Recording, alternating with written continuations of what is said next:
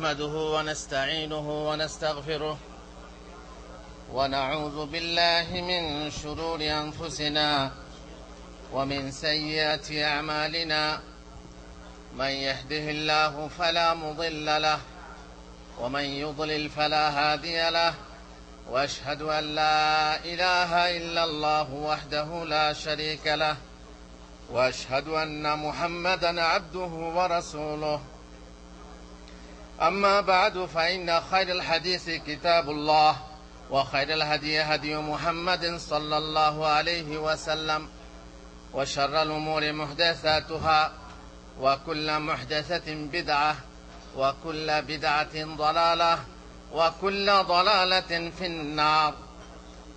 أعوذ بالله من الشيطان الرجيم. وأطيعوا الله ورسوله ولا تنازعوا فتفشلوا وتذهب ريحكم واصبروا إن الله مع الصابرين. গগনে ভুবনে যাবতীয় প্রশংসা আল্লাহর জন্য, যে মহান আল্লাহর লাখো শুকরিয়া, যিনি এই মদিনাতুর রাসূল সাল্লাল্লাহু আলাইহি ওয়াসাল্লামে আমাদেরকে একত্রিত ও সমবেত হওয়ার তৌফিক দান করেছেন। শতকোটি দরুদ ও সালাম বর্ষিত হোক সেই মহানবী সাল্লাল্লাহু আলাইহি ওয়াসাল্লামের উপর, যে নবীর শহরে আজ আমরা একত্রিত হয়েছি। ভাইরা আমার, বড় সৌভাগ্যবান আপনারা যে সৌদি আরবের মতো এক জায়গাতে এসে আপনারা কর্মরত হয়েছেন, যেখানে অর্থ উপার্জন করছেন আর সেই সাথে সঠিক দিনের সাক্ষাৎ পেয়েছেন। আরো বড় সৌভাগ্যবান তারা যারা মনের ভিতরে নবী প্রেম পুষে রাখেন, মুহাম্মদুর রাসূলুল্লাহ সাল্লাল্লাহু আলাইহি ওয়াসাল্লামের ভালোবাসা মনের ভিতরে আঁকড়ে রাখেন, আর তারই শহরে এসে কাজ পেয়েছেন, কাজ করছেন। এই মদিনায় আমরা বেশি দিন না, মাত্র 4 বছর ছিলাম। তাতেই জানি যে এই শহরের মহব্বত আর এই পাহাড়ের মহব্বত আমাদেরকে কতটুকু আকৃষ্ট করেছিল, আমাদেরকে এই শহরে থাকার জন্য কত ব্যতিব্যস্ত করেছিল। শহরের প্রতি আমরা অনুরক্ত হয়ে উঠেছিলাম। প্রত্যেকটা দিন আমরা ব্যবহার করতাম। জামিয়ায় থাকাকালে মদিনাতুর রাসূল সাল্লাল্লাহু আলাইহি ওয়াসাল্লামের মসজিদে নববীতে সেখানে গিয়ে আমরা সুযোগ গ্রহণ করতাম, সেখানে নামাজ, সেখানে লেখাপড়া ইত্যাদি। এখান থেকেই আমার মনে উৎসাহ জেগেছিল। যেমন এখানে আরো ভাইরা আছেন যারা মদিনায় পড়াশোনা করছেন, শোনেন, আপনাদের পিছনে হিংসুক উঠেছে, মাদানী নামে তাদের গা চুলকানি ধরেছে। মাদানী নাম শুনে তাদের গায়ে জ্বালা ধরছে। ধরবে কেন? হিংসা হবে। হিংসা হবে কেন? আপনার কথা, আপনাদের কথা সাধারণ মানুষ মেনে নিচ্ছে। মদিনা মুসলমানদের প্রাণকেন্দ্র, যেখান থেকে ঈমান ছড়ায় এবং ঈমান ফিরে আসবে সেখানেই। এই নামে হিংসা তো হবেই। প্রত্যেক নিয়ামতওয়ালা হিংসিত হয়, সুতরাং আপনারও হিংসা হবে। এখান থেকে, এই ইউনিভার্সিটি থেকে, এখান থেকে পড়াশোনা করার সাথে সাথে আপনার মনে উৎসাহ হওয়া উচিত যে আমাদের কিছু করা উচিত, ইসলামের জন্য কিছু করা উচিত, উম্মতের জন্য কিছু করা উচিত। আর এই সরকার ইসলামের খিদমতে যেভাবে অনুদান অবদান পেশ করছে, সেই অনুদান ও অবদান নিয়ে আমরা যারা এখানে এসে বিনা পয়সায় পড়াশোনা করছি,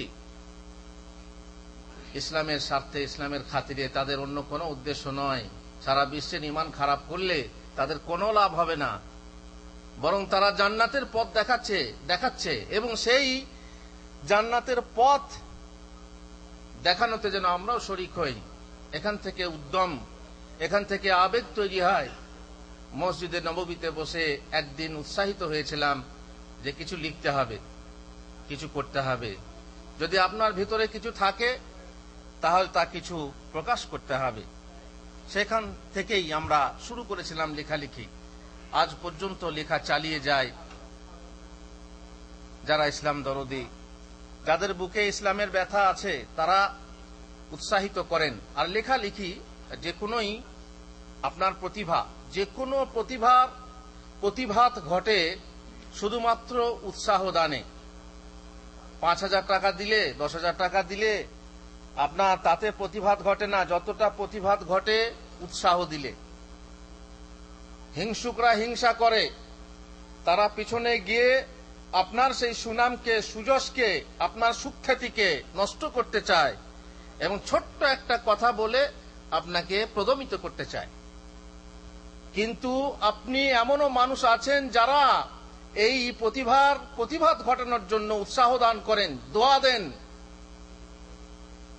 তাদের উৎসাহ নিয়ে, তাদের কাছ থেকে সেই উৎসাহ নিয়ে আপনি উৎসাহিত হন, অনুপ্রাণিত হন এবং আল্লাহর জন্য কিছু করার চেষ্টা করুন। যেমন আমার অনেক ভাইরা, যারা মাদানী ভাই আছেন, যারা এখানে এখনো পড়াশোনা করছেন, তারা করছেন। আর করা দরকার। ইলমের জাকাত, এটা ইলমের জাকাত দেওয়া দরকার। সেই ইলমকে গোপন করা উচিত না, সেই ইলমকে ছড়িয়ে দেওয়া উচিত। এ হচ্ছে সেই প্রদীপ, সেই প্রদীপের আগুন। যত প্রদীপ জ্বালাবেন জ্বলবে, প্রথম প্রদীপের আগুন কমে যাবে না, ছড়িয়ে যেতে হবে, ছড়িয়ে যেতে হবে। পদ্ধতি আছে, অবশ্য আমার আজকের বিষয় না। আমি এখানে এসেছি, আমি আজ আবেগে গদগদ, যেহেতু সেই শহরে, যে শহরে আমি বাস করেছি, আর সেই শহর হচ্ছে আমার নবী মুহাম্মদ রাসূলুল্লাহ সাল্লাল্লাহু আলাইহি ওয়াসাল্লামের শহর। যে শহরে এসে মানুষ আবেগ মন নিয়ে তাদের চোখের পানি বয়ে যায়, দেখে যায় সেই শহর, যে শহরে আল্লাহ রসুল কত কষ্ট করেছেন, কত মেহনত করেছেন, কত রক্ত ঝরিয়েছেন। এই জন্য দুটো কথা বললাম। একটা কথা, পদ্ধতি হিসাবে আমরা যে ভাইরা আল্লাহর দ্বীনের কাজ করি, তাদের উচিত যেন কারো প্রতিদ্বন্দ্বিতায়, কারো প্রতিহিংসায়, কারো পিছনে গালাগালি, কারো পেছনে পড়া ইত্যাদি থেকে দূরে থাকি। আমাদের একটা প্রতীক হওয়া উচিত, অন্ধকারকে গালি দিও না, কেবল বাতি জ্বালিয়ে যাও। অন্ধকারকে গালি দিয়ে লাভ নেই। গালির বদলে গালি খাবেন, গালির বদলে মারও খেতে পারেন। আমি আজকে আপনাদের সামনে যে বিষয় নিয়ে বলতে এসেছি, সেটা হলো মুসলিমদের ধ্বংসের কারণ কি, মুসলিমদের পরাজয়ের কারণ কি, মুসলিমরা আজ মার খাচ্ছে কেন। সারা বিশ্বের দিকে তাকিয়ে দেখেন, মুসলমানরা মার খাচ্ছে, অথচ মুসলমানদের মার খাওয়ার কথা না। যে জাতি এসেছিল সারা বিশ্বকে পথ দেখানোর জন্য, সেই জাতি মার খাচ্ছে কেন। আমরা কিছু কারণ আপনাদের সাথে আলোচনা করব, কি কারণে এগুলো ঘটছে, আমাদের কি করা উচিত। দু চারটি কথা আপনাদের সাথে আলোচনা করব ইনশাআল্লাহ। আমরা যেটা মনে করি, প্রথম যে কারণে ইসলাম জাহানে, মুসলিম জাহানে আমাদের এই অবনতি ঘটছে, আমাদের অবক্ষয় ঘটছে, তার কারণ হলো শিরিক। মুসলিমদের মধ্যে শিরিক আছে না নেই? কতটা পরিমাণ আছে? নামধারী মুসলমানদের মাঝে এমন শিরিক আছে যে শিরিকের বিরোধী ছিলেন মুহাম্মদুর রাসূলুল্লাহ সাল্লাল্লাহু আলাইহি ওয়াসাল্লাম, যে শিরিকের অন্ধকার দূর করার জন্য প্রেরিত হয়েছিলেন, যার জন্য তাকে কাশাফাত দুজা বলা হয়, তাই না? তার নূরে না, তার ইলমের নূরে, নবুয়তের নূরে কাশাফাত দুজা হয়েছে, শিরকের অন্ধকার, কুফরের অন্ধকার দূর হয়েছে। এই শিরক থাকার ফলে আমরা অবক্ষয়ের শিকার। এই শিরক, যে শিরক সম্পর্কে আল্লাহ তাআলা বিভিন্ন জায়গাতে, এবং বহু আলোচনা আছে, সেই সব আলোচনা করার সময় এখন না, বহু হুজুরদের মুখ থেকে আপনারা শুনে থাকবেন। কিন্তু আল্লাহ তাআলা আমাদেরকে বলেছেন যে শিরিক যদি না থাকে তাহলে নিরাপত্তা পাবে, আর শিরিক থাকলে অনিরাপত্তায় ভুগবে, ধ্বংসোন্মুখ হবে। আল্লাহ তাআলা বলছেন, ওয়া কাইফা আখাফু মা আশরাকতুম ওয়া লা তাখাফুনা আন্নাকুম আশরাকতুম বিল্লাহি মা লাম ইউনাজ্জিল বিহি আলাইকুম সুলতানা ফাআইয়ুল ফারিকাইনি আহাক্কু বিল আমনি ফাআইয়ুল ফারিকাইনি আহাক্কু বিল আমনি ইন কুনতুম তা'লামুন। বলো, দুটো দল, মুশরিক আর মুওয়াহহিদ, শিরিকবাদী আর তৌহিদবাদী, এই দুটো দলের মধ্যে নিরাপত্তার কাছাকাছি কারা? কারা নিরাপত্তা পাবে? তৌহিদপন্থী নিরাপদ হবে, নিরাপত্তা পাবে। আল্লাযীনা আমানু ওয়া লাম ইয়ালবিসু ঈমানাহুম বিযুলম, যারা ঈমান এনেছে এবং তাদের ঈমানকে জুলুম দ্বারা কলুষিত করেনি। জুলুম মানে কি? ইন্না শিরকা লাযুলমুন আযীম। শিরকের জুলুম দ্বারা যদি কলুষিত না করে থাকো, তাহলেই তোমরাই হচ্ছ নিরাপত্তার অধিকারী। উলাইকা লাহুমুল আমনু ওয়া হুম মুহতাদুন, তাদের জন্যই রয়েছে নিরাপত্তা এবং তারাই হবে পথপ্রাপ্ত। মুহাম্মদ রাসূলুল্লাহ সাল্লাল্লাহু আলাইহি সাল্লাম মদিনায় আসার আগে মক্কাতে 13 বছর থাকলেন। সেখানে না রাজনীতির কথা বললেন, সেখানে না রাজা হতে চাইলেন, সেখানে না ধনবান হতে চাইলেন, সেখানে না আর অন্য কিছু সামাজিক পজিশন, পদমর্যাদা চাইলেন, বরং চাইলেন ইয়া আইয়ুহান নাস কুলু লা ইলাহা ইল্লাল্লাহ তুফলিহু, হে লোকেরা তোমরা লা ইলাহা ইল্লাল্লাহ বলো। তার মানে কি? শিরিক করো না, শিরিক করো না, তোমরা লা ইলাহা ইল্লাল্লাহ বলো, তাহলেই তোমরা পরিত্রাণ পাবে। শিরিক আমাদের সমাজে এমন ভাবে জর্জরিত যে সেই সমাজে নিরাপত্তা থেকে মানুষকে দূরে সরিয়ে দিচ্ছে। আর শিরিক ওলিয়া উলিয়াকে নিয়ে শিরিক, নেক লোকদেরকে নিয়ে শিরিক, কবরকে নিয়ে শিরিক, আর বাউলিয়া তো অভাব নেই, কত ফকির বাবাকে নিয়ে শিরিক, এমনকি ন্যাংটা বাবাকে নিয়েও শিরিক। একটা মানুষের মধ্যে যতক্ষণ না জেহালাত থাকবে, যতক্ষণ না সে আবু জেহেল হবে, ততক্ষণ সে সত্যকে অস্বীকার করতে পারবে না, আর এই শ্রেণী শিরকে লিপ্ত হতে পারবে না। ন্যাংটা মানুষ, যে মানুষকে দেখে লোকের ঘৃণা হয়, সেই লোককে কিভাবে বাবা মানতে পারে, সেই লোককে কিভাবে পূজনীয় মানতে পারে, ভাবতেই অবাক লাগে। মোট কথা এক অন্য দিকে আলোচনা, কিন্তু একটা কারণ হলো যে উম্মত ধ্বংসোন্মুখ হয়, উম্মতের পরাজয় আসে শিরকের কারণে। 2 নম্বর কারণে যাওয়ার আগে আরো একটা কারণ যেটা হাদিসে উল্লেখিত হয়েছে সেটা বলছি। উমর ইবনে খাত্তাব থেকে বর্ণিত, রাসূলুল্লাহ সাল্লাল্লাহু তিনি আন্নাহু কানা ফি সাফারিন ফারাআ কওমান ইয়ানতাবুনা মাকানান লিস-সালাহ, তিনি কোন সফরে ছিলেন, দেখলেন লোকেরা নেমে নেমে কোন জায়গাতে গিয়ে নামাজ পড়ছে। যেমন আপনারা এখানেও দেখবেন মসজিদে খামসা, তারপর আরো অন্যান্য জায়গাতে গিয়ে মানুষ, ওই জাবালে নূরের উপরে গিয়ে গারে হেরাতে মানুষ কত ঢুকছে আর বেরুচ্ছে, নামাজ পড়ছে। এই যে এই নামাজ পড়া, এই জায়গাগুলোতে নামাজ পড়া কি আমাদের জন্য বিধেয়? মানে এটা কি মাশরু? না, কিন্তু লোকে পড়ছে। ওমর ইবনে খাত্তাব দেখলেন, দেখার পর বললেন মা হাজা, দেখেন এক সাহাবী, দ্বিতীয় খলিফা, তিনি মানে আপত্তি করছেন, মা হাজা, এ কি? তখন লোকেরা বলল, কালু মাকানুন সাল্লা ফিহি রাসূলুল্লাহ সাল্লাল্লাহু আলাইহি ওয়াসাল্লাম, এই হচ্ছে সেই জায়গা যে জায়গাতে রাসূলুল্লাহ সাল্লাল্লাহু আলাইহি ওয়াসাল্লাম নামাজ পড়েছেন, তাই লোকেরা সেখানে নামাজ পড়ছে। আপনারা নিশ্চয়ই মসজিদে নববীতে গিয়েও দেখবেন, রওজাতে ওই মেহরাবে নামাজ পড়ার জন্য ঠেলাঠেলি করছে, মারামারি করছে। এখানে যেহেতু রাসূলুল্লাহ সাল্লাল্লাহু আলাইহি ওয়াসাল্লাম নামাজ পড়েছেন, নামাজ পড়া হারাম না, নিষেধ না, কিন্তু এইভাবে যে অতিরঞ্জন করা হচ্ছে, হযরত ওমর দেখে তিনি বললেন, ইন্নামা হালাকা মান কানা ক্বাবলাকুম বিহাযা, তোমাদের পূর্ববর্তী জাতি এই কারণেই ধ্বংস হয়েছে। ধ্বংসের একটা কারণ কি হলো? হযরত ওমর প্র্যাকটিক্যাল ভাবে দেখিয়ে দিলেন যে এই কারণেই তোমাদের পূর্ববর্তী জাতি ধ্বংস হয়েছে।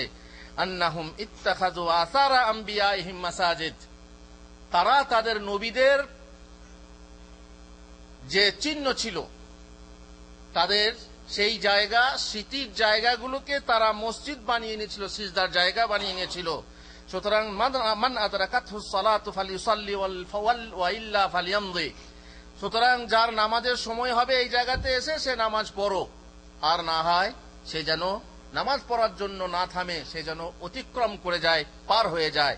আর তাছাড়া এই হাদিসও আপনারা শুনেছেন, লাআনাল্লাহুল ইয়াহুদা ওয়ান নাসারা, এটা রাসূলের হাদিস। রাসূলুল্লাহ সাল্লাল্লাহু আলাইহি ওয়াসাল্লাম বলেছেন, আল্লাহ তাআলা ইহুদ এবং খ্রিস্টানকে লানত করুক, অভিশাপ করুক। কেন? ইত্তাখাযু কুবুর আম্বিয়াইহিম মাসাজিদ, তারা তাদের নবীদের কবর সমূহকে মসজিদ বানিয়ে নিয়েছে। শিরক, এই যে শিরক, তাহলে বোঝা গেল কি ধ্বংসের একটা কারণ হলো শিরক। 2 নম্বর কারণ, যেটা আমাদের চোখের সামনে আমরা দেখি, আমরা সমাজে সবাই প্রায় আমরা এ ব্যাপারে অভিজ্ঞতা লাভ করেছি, সেটা হচ্ছে ইখতিলাফ। ইখতিলাফ মানে এক অপরের সাথে কোন একটা বিষয় নিয়ে মতপার্থক্য হলো, বাস শুরু হয়ে গেল। তুমি আমার দলে নও, তুমি আমার বিরোধী। তুমি যদি আমার মতকে সমর্থন না করো তাহলে তুমি আমার বিরোধী হয়ে গেল। দলাদলি, মানুষের মধ্যে আপোষে মতানৈক্য, বিরোধিতা, এই একটা বিশাল ধ্বংসের কারণ। মানুষ দুর্বল হয়ে যায়, একটা দল দুর্বল হয়ে যায়, একটা জাতি দুর্বল হয়ে যায় দলাদলির কারণে। আর আপনারা এই কথা বিস্তারিত আলোচনা বহু জায়গায় শুনে থাকবেন। আল্লাহ তাআলা বলেছেন, ওয়াতিউল্লাহ ওয়া রাসূলাহু ওয়া লা তানাযাউ ফাতাফশালু ওয়া তাযহাবা রিহুকুম ওয়াসবিরু ইন্নাল্লাহা মা'আস সাবিরিন। তোমরা আল্লাহর আনুগত্য করো, রাসূলের আনুগত্য করো, আপোষে ঝগড়া বিবাদ করো না, তাহলে তোমরা অসফল হবে। ওয়া তাযহাবা রিহুকুম, তোমাদের শক্তি দুর্বল হয়ে যাবে। ওয়াসবিরু, সবুরের জায়গা এলে সবুর করো। ইন্নাল্লাহা মা'আস সাবিরিন, আল্লাহ ধৈর্যশীলদের সাথী। আর এই কথাও আপনারা জানেন, ওয়াতাসিমু বিহাবলিল্লাহি জামিআন ওয়া লা তাফাররাকু, তোমরা আল্লাহর রশিকে সবাই মিলে একতাবদ্ধ হয়ে মজবুত সহকারে ধারণ করো। ওয়া লা তাফাররাকু, আর তোমরা দলে দলে বিচ্ছিন্ন হয়ে যেও না। ওয়াজকুরু নি'মাতাল্লাহি, ইত্যাদি আয়াত আপনারা শুনেছেন। আল্লাহ তাআলা নিষেধ করছেন যে তোমরা দলে দলে বিচ্ছিন্ন হইও না, কারণ দলে দলে বিচ্ছিন্ন হলে তোমরা দুর্বল হয়ে যাবে, তোমরা অসফল হবে। নবী সাল্লাল্লাহু আলাইহি ওয়াসাল্লাম এই শহরে এলেন, প্রথমে যে কাজটা করলেন, শিরক দূর করার সাথে সাথে মদিনায় এসে যে কাজটা করলেন, মুহাজির এবং আনসারীদের মাঝে কি করলেন? ভ্রাতৃত্ব বন্ধন কায়েম করলেন। ভ্রাতৃত্ব বন্ধন কায়েম হচ্ছে, সারা বিশ্বেও দেশে দেশে ভ্রাতৃত্ব বন্ধন কায়েম হচ্ছে, কিন্তু মুসলমানদের মাঝে ভ্রাতৃত্ব বন্ধন কায়েম হচ্ছে না, ছিন্ন হচ্ছে। যাদেরকে আমরা সহি আকীদার বলছি তাদের মাঝেও অনেক রকমের ফাটল, অনেক রকমের ছিন্নতা বিচ্ছিন্নতা আমরা দেখতে পাচ্ছি। এটা উচিত না, কারণ এমন হলে আমরা দুর্বল হয়ে যাব, এমন হলে আমরা ধ্বংসের দিকে যাব, এমন হলে আমরা পরাজয়ের শিকার হব। সুতরাং মতানৈক্যের যে বিভিন্ন কারণ আছে, একটা কারণ হলো কি, যে আপনি নিজের প্রবৃত্তির খেয়াল খুশির অনুসরণ করবেন। তার মানে আপনি যেটা বুঝছেন সেটাই ঠিক, বাকি আপনি যেটা বুঝছেন ঠিক না। আপনি নিজের প্রবৃত্তির অনুসরণ করলেন, মনের পূজা করলেন, আপনি যেটাকে ভালো মনে করলেন সেটাকেই করলেন, বাস হয়ে গেল। তখন আপনি শুরু করলেন মতানৈক্য, তারপরেই শুরু হয়ে গেল নতুন দল, নতুন পার্টি। আজ এক পার্টি, আর এই কথা তো আপনারা জানেন, আল্লাহ তাআলার 2 আঙ্গুলের মাঝে মানুষের হৃদয় আছে, 2 আঙ্গুলের মাঝে মানুষের হৃদয় আছে। অবশ্য আঙ্গুল দিয়ে ইশারা করা ঠিক না। 2 আঙ্গুলের মাঝে মানুষের হৃদয় আছে, তিনি ইচ্ছা মতো তা ঘোরান ফেরান। এই জন্য আমরা বলি, কচুর পাতার উপরে যেমন পানি টলটলায়মান, মানুষের হৃদয়ের মধ্যে ঈমান তেমনি টলটলায়মান। পাহাড়ের মতো ঈমান হওয়া খুব কঠিন ব্যাপার। বিপরীত দিকে হাওয়া যেমন আসে, তার বিপরীত দিকে মেঘ যেমন ছুটতে থাকে। ফাঁকা ময়দানে যদি একটা তুলো পড়ে থাকে, পালক পড়ে থাকে, দিক থেকে হাওয়া আসে তার বিপরীত দিক থেকে ছুটতে থাকে। সুতরাং মানুষের মনও সেরকম, সকালে সে মোমেন, সন্ধ্যায় কাফের, আর সন্ধ্যায় কাফের, সকালে মোমেন। এটা হতেই পারে, ঘটতেই পারে, বিশেষ করে ফিতনার সময়ে মানুষের মন বিপরীতমুখী হয়, পাল্টে যায়। এই জন্য আমাদের উচিত যে আমরা আমাদের মনটাকে ঠিক করব এবং মনের সাথে যে আবেগ আছে সেই আবেগটাকে ঠিক করে আমরা আমাদের সৎ পথ, যেটা রাসূলুল্লাহ সাল্লাল্লাহু আলাইহি ওয়াসাল্লামের সুন্নাহ, কোরআন ও সহিহ সুন্নাহকে মেনে চলবো। তাহলে নিশ্চয়ই আমরা এই বিচ্ছিন্নতা থেকে দূরে থাকতে পারবো। দেখেছেন, যারা নিজেদের প্রবৃত্তির পূজা করে, মনের পূজা করে ভাগ হয়ে গেছে। শিয়া ভাগ হলো, আমরা হলাম আহলে সুন্নাহ, আর ওরা হলো কি শিয়া। তারপরে আবার ভাগ হলো, এলো খাওয়ারেজ, আমরা হলাম আহলুল জামাআহ আর ওরা হলো খাওয়ারেজ। এই জন্য আমরা হলাম আহলুস সুন্নাতি ওয়াল জামাআহ আর ওরা হলো আহলুস শিয়াতি ওয়াল খাওয়ারিজ। যারা জামাত মানে না, জামাত মানে কিন্তু সংগঠন না, জামাত মানে কি? জামাত মানে এক রাষ্ট্রের অধীনে এক জাতি।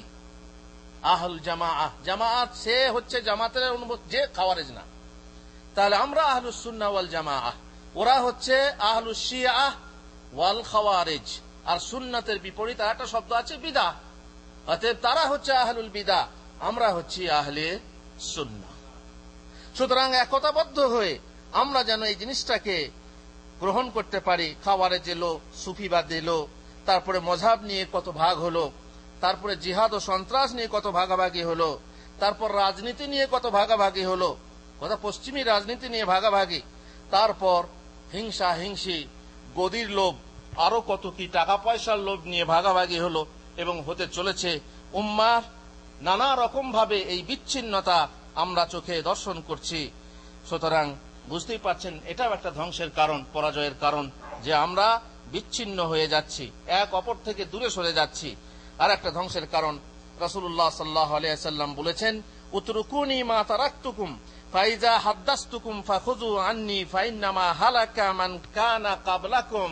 দেখেন, ফাইন্নামা হালাকা মান কানা ক্বাবলাকুম বিকাসরাতি সুআলিহিম ওয়া ইখতিলাফিহিম আলা আম্বিয়াইহিম। এটা মতভেদ করার একটা সূক্ষ্ম পয়েন্ট, তার মানে একটা বিষয়। সেটা হচ্ছে কি, যে তারা বেশি বেশি প্রশ্ন করত, অপ্রয়োজনে প্রশ্ন করত, অপ্রয়োজনের প্রশ্ন। মুসা নবীর নানির নাম কি, আদমের ভাষা কি, ইসমাইল আলাইহিস সালামের বদলে যে দুম্বা জবাই করা হলো তার গোশত কে খেয়েছিল, ইত্যাদি ইত্যাদি। আল্লাহু আকবার। ফেসবুকে প্রশ্নের উত্তর দিতে দিতে আমার সারা দিন কেটে যায়। কি আজে বাজে প্রশ্ন! এই জিহাদিরা একরকম প্রশ্ন করে, কেতালিরা একরকম প্রশ্ন করে, এরা একরকম প্রশ্ন করে, ওরা এরকম, এমন এমন প্রশ্ন। একজন বলছে কি, যে সারা যখন পৃথিবী ধ্বংস হবে, কিয়ামত হবে একদিনে না দুদিনে? একদিন হবে, তাই না? একদিনে না এক সময়ে? বলছে যদি কিয়ামত একদিনে হয় তো সারা বিশ্বে ঈদ কেন একদিনে হবে না? কি করেন আপনারা? কিরকম দলিল বলুন, জবাব আছে? কাহা মারে ঘুটনা ফুটে স্যার, হ্যাঁ, এক গায়ে পার পড়ে আর এক গায়ে মাথা ব্যথা। বলছে কিয়ামত যদি একদিনে হয় তো সারা বিশ্বে ঈদ কেন একদিনে হবে না? হায় হায় হায়।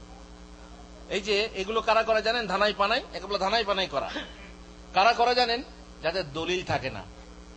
যখন দলিল থাকে না, পরীক্ষা পেশ করে দেবে, দলিল নেই, এখন আজে বাজে ধানাই ভাড়াই, এই নানা রকম প্রশ্ন, কুট প্রশ্ন, যে প্রশ্নের পেছনে কোনো ফায়দা নেই, কোনো লাভ নেই। বলছে এই ধরনের প্রশ্ন করা আর নবীদের ব্যাপারে, নবীদেরকে নিয়ে প্রশ্ন করা, তাদেরকে নিয়ে ইখতিলাফ করা, মতানৈক্য করা, এ হচ্ছে ধ্বংসের কারণ। পূর্ব জাতি এই জন্যই ধ্বংস হয়েছিল। রাসূলুল্লাহ সাল্লাল্লাহু আলাইহি ওয়াসাল্লাম একটা হাদিসে বলছেন, জারুনি মা তারাকতুকুম ফাইন্নামা হালাকা মান কানা ক্বাবলাকুম বিকাসরাতি সুআলিহিম ওয়া ইখতিলাফিহিম আলা আম্বিয়াইহিম ফাইজা আমারতুকুম বিশাইইন ফাতু মিনহু মাস্তাতাতুম। এখানে একই কথা, যে ওরা ধ্বংস হয়েছিল কেন? এই জন্য যে তারা বেশি বেশি প্রশ্ন করত, নবীদেরকে নিয়ে মতভেদ করত। সুতরাং আমি যেটা আদেশ দেব সেটা যথাসাধ্য পালন করো, আর যেটা আমি নিষেধ করব সেটা সম্পূর্ণরূপে বিরত হয়ে যাও সে জিনিস থেকে। তারপর আরেকটা হাদিসে রাসূলুল্লাহ সাল্লাল্লাহু আলাইহি ওয়াসাল্লাম বলছেন, ইন্নামা হালাকা মান কানা ক্বাবলাকুম বিইখতিলাফিহিম ফিল কিতাব। কিতাব নিয়ে কোরআন নিয়ে, কোরআনের অর্থ নিয়ে, কোরআনের তাফসীর নিয়ে, কোরআনের ব্যাখ্যা নিয়ে মতানৈক্য করার ফলে তারা ধ্বংস হয়েছে। সুতরাং এখানে কিতাব বলতে ওদের আহলে কিতাবদের আহলে কিতাব। আমরা যদি আমাদের কোরআন নিয়ে ইখতিলাফ করি, আমরা যদি আমাদের শরীয়ত নিয়ে ইখতিলাফ করি, তাহলে এটাও একটা ধ্বংসের কারণ। সবই কিন্তু মতানৈক্য এবং ইখতিলাফের কথা। আর একটা হাদিসে স্পষ্টই বলা হয়েছে, সামিআন নবী সাল্লাল্লাহু আলাইহি ওয়াসাল্লাম কওমান ইয়াতাদারাউনা ফিল কোরআন। আল্লাহ নবী সাল্লাল্লাহু আলাইহি ওয়াসাল্লাম শুনলেন, দেখলেন যে কিছু লোক কোরআন নিয়ে ইখতিলাফ করছে, মতভেদ করছে। রাসূলুল্লাহ সাল্লাল্লাহু আলাইহি ওয়াসাল্লাম বললেন, ইন্নামা হালাকা মান কানা ক্বাবলাকুম বিহাযা, তোমাদের পূর্ববর্তী জাতিরা এই কারণেই ধ্বংস হয়েছে। দারাবু কিতাবাল্লাহি বাদাহু বিবাদ, আল্লাহর কিতাবের একটা অংশ আর একটা অংশকে নিয়ে তারা মতভেদ সৃষ্টি করেছে। ওয়া ইন্নামা নাযালা কিতাবুল্লাহি ইউসাদ্দিকু বাদুহু বাদা, আল্লাহর কিতাব অবতীর্ণ হয়েছে এক অপরকে সমর্থন করার জন্য, ইখতিলাফ করার জন্য না। তোমাদের বোঝার ভুল, এই জন্য তোমরা ইখতিলাফ দেখতে পাচ্ছ। যদি এই কোরআন আল্লাহ ছাড়া অন্য কোন কারো কাছ থেকে অবতীর্ণ হতো, লাওয়াজাদু ফিহি ইখতিলাফান কাসীরা, তাহলে তারা অনেক ইখতিলাফ পেত। কিন্তু আল্লাহর পক্ষ থেকে কোরআন এসেছে, এতে কোনো ইখতিলাফ নেই। বোঝা গেল একটা কারণ হচ্ছে যে কোরআন নিয়ে ইখতিলাফ করা আমাদের ধ্বংসের কারণ হতে পারে। আর একটা বিষয়ে মতানৈক্য করলে, ঝগড়া করলে অবশ্য বহু যুবক ভাইরা এতে এখনো পর্যন্ত ফেসে আছে। এর জবাব দেওয়াও বড় কঠিন। তকদির, হুজুর আমি জান্নাতি না জাহান্নামী যদি লেখা থাকে, তাহলে আর আমল করে লাভ কি? তো আপনি জানলেন কি করে জান্নাতি না জাহান্নামী? যদি আপনি জানেন যে জাহান্নামী, তাহলে আমল করতে হবে না। আপনি জাহান্নামে যাবেন না। যদি লেখা থাকে তাহলে তো লাভ নেই। যদি লিখে, যদিটা কেন বলছেন আপনি? যদি আপনি শিওর হন যে হ্যাঁ আমি জাহান্নামী শিওর, তাহলে আপনার আমল করার লাভ নেই। কিন্তু আপনি যদি শিওর না হন, তো আপনাকে কাজ করে যেতে হবে, তাই না? তকদিরের ব্যাপারে অনেকে বেড়াজালে পড়ে, পেঁচে পড়ে। তকদির জিনিসটা এমন যে আল্লাহ তাআলা সৃষ্টি করার আগেই জানতেন আমি কি করব, আপনি কি করবেন, আর সেটাই লিখে রেখেছেন। এ নয় যে আমি যেটা করছি সেটা আল্লাহ আমাকে করতে বাধ্য করছেন। বাধ্য করলে আল্লাহ তাআলা শাস্তি দেওয়া, এটা অন্যায় হবে, তাই না? আল্লাহ কি কারো প্রতি অন্যায় করবেন? আল্লাহ জুলুম করবেন? কোন প্রকারের জুলুম নেই আল্লাহর কাছে। সুতরাং তকদিরটা সূক্ষ্মভাবে বুঝতে যারা ভুল করে, তারা কিন্তু এই সমস্যায় পড়ে। রাসূলুল্লাহ সাল্লাল্লাহু আলাইহি ওয়াসাল্লাম বলছেন, আবু হুরায়রার কথা, তিনি বলছেন, নাহনু নাতানাযাউ ফিল কদর, আমরা এক সময়ে তকদির নিয়ে বাদানুবাদ করছিলাম।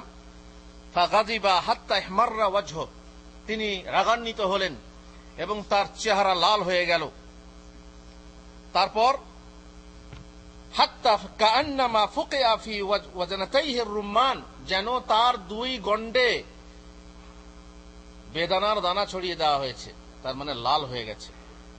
ফাকালা বিহাযা উমিরতুম, তোমরা কি এই বিষয় নিয়ে আদিষ্ট হয়েছো?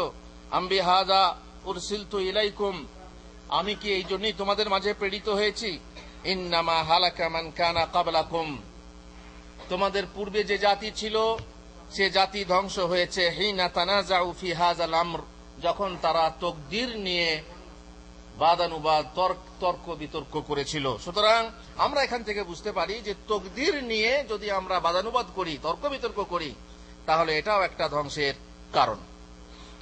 এখন চলুন, পরাজয়ের কারণ কি, ধ্বংসের কারণ কি? শক্তিহীনতা। আমাদের শক্তি নেই, তাই আমাদের উপরে নানা ঝড় ঝঞ্ঝা আসে, বিপদ আসে। যাদের শক্তি আছে তারা আমাদেরকে ধ্বংস করতে চায়, শক্তি নেই। আল্লাহ তাআলা বলেছিলেন তোমরা শক্তি তৈরি করো। আল্লাহ তাআলা বলেছিলেন ওয়াইদ্দু লাহুম মাসতাতাতুম মিন কুওয়া ওয়া মিন রিবাতিল খাইলি তুরহিবুনা বিহি আদুওয়াল্লাহি ওয়া আদুওয়াকুম। আল্লাহ বলেছিলেন তোমরা শক্তি তৈরি করো, যথাসাধ্য তোমরা শক্তি তৈরি করো, তোমরা অশ্ব তৈরি করো, আল্লাহর পথে জিহাদের জন্য শক্তি সঞ্চয় করো। আমরা করতে পারিনি। এই শক্তি হলো দুই প্রকার। প্রথম প্রকার শক্তি হলো ঈমানী শক্তি। ঈমান থাকতে হবে, প্রত্যয় থাকতে হবে যে আল্লাহ আমাদেরকে ধ্বংস করবেন না। জয় কাদের? হিজবুল্লাহ না হিজবুল শয়তান? এখানে হিজবুল্লাহ বলতে আবার লেবানন চলে যাবেন না। হিজবুল্লাহ বলতে লেবানন চলে যাবেন না। আমার হিজবুল্লাহর জয়, হিজবুল শয়তানের পরাজয়। দৃঢ় বিশ্বাস থাকতে হবে ইমানের। আল্লাহ তাআলা আমাদেরকে সাহায্য করবেন। ইমানি শক্তি। 2 নম্বর শক্তি হচ্ছে বাহ্যিক শক্তি। না, বাহ্যিক শক্তি দরকার নেই, ইমানি শক্তি দিয়েই কাজ চালাবেন। আল্লাহর নবী সাল্লাল্লাহু আলাইহি ওয়াসাল্লামের জিহাদগুলো যদি দেখেন, তো সেই সমস্ত জিহাদের অস্ত্র ব্যবহার করেছিলেন না শুধু আল্লাহর উপরে ভরসা করে বেরিয়ে গেছিলেন? অস্ত্র ব্যবহার করেননি। আমাকে 4টে লোক তর্ক করে বলছে যে শক্তি জরুরি না, আল্লাহ চাইলে আমাদেরকে বিজয় দান করবেন। যেমন বদর যুদ্ধে 313 জন মানুষ জয়লাভ করেছিলেন। তা আমি বললাম 313 জন মানুষই শুধু জয়লাভ করেছিল বা জয় আনতে পেরেছিল না, তার পিছনে আরো কোনো শক্তি ছিল? তো বলছে হ্যাঁ, তাদের ঈমান মজবুত ছিল। তাদের মতো ঈমান, তাদের সাথে আছেন নবী, তাই না? তাদের মতো ঈমান তোমাদের আছে? তোমাদের আছে? কেন থাকবে না? যদি থাকে, তোমাদের মতো ঈমান যদি থাকে তাহলে আলাদা কথা। আর তা সত্ত্বেও বদর যুদ্ধে শুধু মানুষ দ্বারা জয় হয়নি। কি ছিল? মালায়েকা ছিলেন, ফেরেশতা ছিলেন। ফেরেশতা দ্বারা আল্লাহ তাআলা মুমিনদেরকে, নবীকে, সাহাবাদেরকে সাহায্য করেছিলেন। তাই অতএব সেইখান থেকে তুমি দর্শ নিয়ে, সবক নিয়ে 313 জন, আর যদি হয়েছে ঠিক আছে, তোমাদের 313 জন হওনি এখনো, যাও 313 জন নিয়ে বেরিয়ে যাও, তোমাদের কত শক্তি আছে দেখি। তাহলে তো সারা সমগ্র মুসলমানদেরকে একে গালি দেওয়া, ওকে গালি দেওয়া, হ্যাঁ এখানে ওরা জিহাদ করতে চায় না, ওরা শুধু খাওনের মৌলবী। ওরা কোরআন মাজিদে 800 জিহাদের আয়াত আছে, ডিলিট করে দাও। এইভাবে অপরকে না, আলেমদেরকে নিয়ে তারা ঠাট্টা ব্যঙ্গ বিদ্রুপ করছে। এসি রুমে বসে বক্তৃতা করছে, কাবসা খাচ্ছে আর বক্তৃতা করছে, মুরগির ট্যাং চিবাচ্ছে আর বক্তৃতা করছে। আর তারা কত মাথার ঘাম পায়ে ফেলিয়ে জিহাদের ময়দানে তারা ইসলাম প্রচার করছে। আল্লাহুল মুস্তাআন। এখন এগুলো হচ্ছে ভিতরের মতানৈক্য। শক্তি সঞ্চয় না করে যদি কেউ কিছু পেতে চায়, শক্তির জিনিস সে পাবে না। ফল পাকার আগে যদি কেউ খেতে চায়, তো সে তেতো খাবে, না হয় কষা খাবে, মিষ্টি বা মিষ্টতা পাবে না। কিন্তু এরা বুঝতে চায় না, অবুঝ। আর এদের কারণেই হচ্ছে ধ্বংসের একটা কারণ, যার ফলে মুসলিম উম্মাহ আজ নানা বিপদের সম্মুখীন হচ্ছে। আমাদের দরকার আছে মালি শক্তি। মালি মানে ধনসম্পদের শক্তি। উম্মতের কাছে ধনসম্পদ আছে না নেই? উম্মতের কাছে ধনসম্পদ আছে। এইরকম একটা প্রোগ্রাম করার জন্য পয়সা দরকার আছে না নেই? আছে। কিন্তু সেই পয়সা যাদের কাছে আছে তাদের কাছ থেকে বের করার লোক থাকা দরকার, তাই না? সবাই কিন্তু ইচ্ছা করে পয়সা দেয় না। উম্মতের কাছে পয়সা নেই এ কথা নয়, উম্মতের কাছে পয়সা আছে, কিন্তু সেই পয়সাকে বের করার মতো লোক নেই। সেই পয়সাকে ব্যবহার করার মতো, প্রয়োগ করার মতো, যথাস্থানে ব্যবহার করার মতো লোক নেই। আজ উম্মতের মাঝে একটা ফুটবল কেনার জন্য, যে ফুটবল দিয়ে বিশ্বকাপ জিতেছে, কত কোটি ডলার দেবেন? আছে না নেই? যে ব্যাট দিয়ে বিশ্বকাপ জিতেছে ক্রিকেটে, সেই ব্যাটটা কেনার জন্য লোক আছে না নেই? কোটি কোটি টাকা দিয়ে। কোন হিরোইনের রুমাল কেনার জন্য লোক আছে না নেই? হ্যাঁ, আউযুবিল্লাহ মিন যালিক।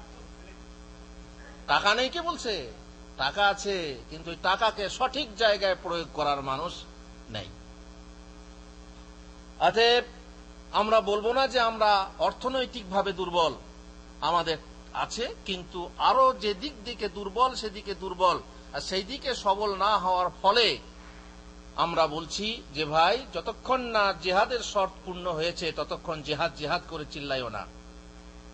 তাছাড়া এমন অবস্থা হবে যে জলের ছিটা দেবে আর লগির গুঁতো খাবে। কথাটা বোঝেন আপনারা? ওই যে নদীর ধারে, নদীর ঘাটে গোসল করছিল, আর সেই সময়ে এক নৌকাওয়ালা মাঝি ভাই সেই লগি দিয়ে ঠেলে ঠেলে ঠেলে ঠেলে নৌকা নিয়ে যাচ্ছিল। তো ঠান্ডা, যাই হোক, কথায় বলে মিছে কথা, ছিটে পানি গায়ে লাগে, তাই না? তো আপনি গোসল করছেন, তাকে ছিটে পানি মারলেন, হয়তো আর কি করেই মারলেন, মজাক করে, উপহাস করে। আপনি পানি দিলেন যেহেতু আপনার হাতে পানি ছিল, আর সে আপনাকে কি দেবে? তার হাতে কি আছে? সে লগিটা ছেড়ে দিয়ে পানি নিয়ে আপনাকে দেবে পানি? আরে লগি তুলে মার বাড়ি। এই জন্যই বলে জলের ছিটা দিয়ে লগির গুঁতো খাওয়া। এরকমই হবে। যেখানে পরিপক্কতা নেই, যেখানে তোমার সামর্থ্য নেই, সেখানে তোমার আল্লাহ ইউকাল্লিফুল্লাহু নাফসান ইল্লা বুসাহা, যেখানে সামর্থ্য নেই সেখানে তুমি সামর্থ্য দেখাতে যাচ্ছ। আমি অবশ্য জানি না পরে বলার সময় পাবো কিনা, মনে হয় সময় সংকীর্ণ, বলিনি কথাগুলো। রাস্তায় বাপ বেটায় যাচ্ছে, এমন সময় এক মাস্তান এসে বাপের গালে থাপ্পড় মেরে দিল। এই তুই আমার বাপকে মারলি, আর একবার মার দেখি, তোকে দেখবো। তুই কি করবি? তুই মার, আর একবার। আবার মারলো, আর একবার মার দেখি, দেখ তোর আমি কি করি। তুই কি করবি? আমি মারলাম। তখন বাপ বলছে, বেটা তুই যদি কিছু করতে না পারিস, তুমি চুপ যদি থাকিস, তাহলে আমি বারবার মারটা খাই না। বুঝতে পারলেন উদাহরণটা? একটা বাস্তব উদাহরণ। যদি শক্তি না থাকে, তোমার মুখের ফোটানিটা কেন? কি জন্য তুমি মানুষকে উত্ত্যক্ত করছো যে তোমার মাথায় লাঠি মারো? যদি তোমার ক্ষমতা না থাকে, তাহলে মার খাওয়ার ব্যবস্থাটা কেন করে দিচ্ছ মুসলমানদেরকে? এগুলো এক একটা হিকমত, যে হিকমত অবলম্বন না করার জন্য আজ মুসলমানরা পরাজয়ের শিকার হচ্ছে এবং ধ্বংসের শিকার হচ্ছে। এবারে অন্যদিকে যাই। রাসূলুল্লাহ সাল্লাল্লাহু আলাইহি ওয়াসাল্লাম তিনি বলেছেন যে এই উম্মতের মাল, আর মাল তো আছেই, কিন্তু এই উম্মতের মাল হলো ফিতনা। এই উম্মতের মাল হচ্ছে ফিতনা। ফিতনা মানে কি? পরীক্ষার বিষয়। এই মাল নিয়ে সে ধ্বংস হবে। রাসূলুল্লাহ সাল্লাল্লাহু আলাইহি ওয়াসাল্লাম বলছেন, লাস্তু আখশা আলাইকুম আন তুশরিকু বাদি। তোমরা যারা তৌহিদবাদী মুসলমান, হে তৌহিদবাদী মুসলমানরা, আমি ভয় করি না যে তোমরা আমার পরে মুশরিক হয়ে যাবে। ওয়ালাকিন আখশা আলাইকুম আদ-দুনিয়া আন তানাফাসু ফিহা ওয়া তাকতুলু ফাতাহলিকু কামা হালাকা মান কানা ক্বাবলাকুম। আমার ভয় হচ্ছে যে এই দুনিয়া নিয়ে তোমরা একে অপরের প্রতিদ্বন্দ্বিতা করবে, মাল সম্পদ কামাই করতে গিয়ে, উপার্জন করতে গিয়ে তোমরা পারস্পরিক প্রতিদ্বন্দ্বিতা শুরু করবে, ফলে তোমরা লড়াই শুরু করবে আর ধ্বংস হবে, যেমন তোমাদের পূর্ববর্তী জাতিরা ধ্বংস হয়েছে। মাল হলো জানের কাল, আর এই মাল নিয়ে তোমাদের কি হবে? তানাফুস শুরু হবে। তার মানে তোমরা একে অপরের প্রতিদ্বন্দ্বিতা করবে, আর প্রতিদ্বন্দ্বিতা করার ফলে তোমরা লড়াই করবে, আর লড়াই করে নিজেরা ধ্বংস হবে। আর বাস্তব আপনারা দেখবেন যে হ্যাঁ, এই ধ্বংসের কারণ আপনারা দেখতে পাচ্ছেন। তারপর এই মাল নিয়েই, মালই হচ্ছে একটা ধ্বংসের কারণ। সেটা হচ্ছে কি? কার্পণ্য, বখিলি। বহু মানুষ আছে যাদের মাল আছে কিন্তু কৃপণতা করে, মাল ব্যয় করতে চায় না। কিন্তু রাসূলুল্লাহ সাল্লাল্লাহু আলাইহি ওয়াসাল্লাম বলছেন, ইয়াকুম ওয়াশ-শুহ ফাইন্নামা হালাকা মান কানা ক্বাবলাকুম বিশ-শুহ। তোমরা কার্পণ্য থেকে দূরে থাকো, কৃপণতা করো না, কারণ কৃপণতা তোমাদের পূর্ববর্তী জাতিকে ধ্বংস করেছে। তারা বুঝতে পারলাম যে যে উম্মতের কাছে মাল আছে, সে উম্মত মাল খরচ করতে চায় না বলে ধ্বংসোন্মুখ হচ্ছে, ধ্বংসের কাছাকাছি হচ্ছে, পরাজয়ের শিকার হচ্ছে। রাসূলুল্লাহ সাল্লাল্লাহু আলাইহি ওয়াসাল্লাম অন্য এক হাদিসে বলছেন, ইত্তাকুজ যুলম ফাইন্না যুলমা যুলুমাতুন ইয়াউমাল কিয়ামা। তোমরা জুলুম করা থেকে দূরে থাকো, কারণ জুলুম হচ্ছে কিয়ামতের দিনের অন্ধকার। ওয়াত্তাকুশ শুহ, তোমরা কার্পণ্য থেকে দূরে থাকো। ফাইন্না শুহা আহলাকা মান কানা ক্বাবলাকুম, কারণ কার্পণ্য বা কৃপণতা বা বখিলি, কুঞ্জুসি তোমাদের পূর্ববর্তী জাতিকে ধ্বংস করেছে। এটা একটা বুঝতে পারলাম। আর মাল সম্পদ যাদের আছে তাদের ব্যাপারেও আর একটা ধ্বংসের কারণ আল্লাহ রাসূল সাল্লাল্লাহু আলাইহি ওয়াসাল্লাম বলছেন। এটা একটা হাদিস যে মুয়াবিয়া রাদিয়াল্লাহু তাআলা আনহু এলেন হজ করতে।